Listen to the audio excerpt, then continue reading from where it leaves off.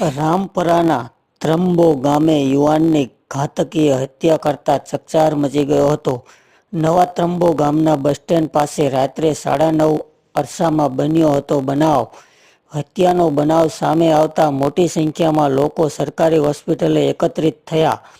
રામપર પોલીસે ઘટના સ્થળે દોડી જઈ હુમલાખોરો અને હત્યાના કારણ અંગે તપાસ હાથ ધરી. વધારે સમાચાર જોવા માટે અમારી ચેનલને લાઇક, શેર અને સબસ્ક્રાઇબ કરો.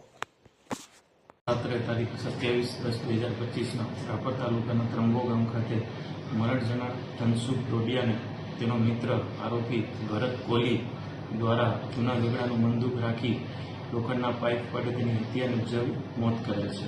આ બાબતે બનાવની ગંભીરતા જોતા માનનીય border range IGP Shri Chirag Todiya સાહેબ તથા પોલીસ અધિક્ષક શ્રી સાગર ભાગનાર સાહેબની સૂચના અન્વયે જિલ્લાની અલગ અલગ એલસીબી એસઓજીની ટીમ બનાવી લોકલ પોલીસ સ્ટેશન ડિવિઝનની ટીમ બનાવી આરોપીને રાઉન્ડ અપ કરેલ છે.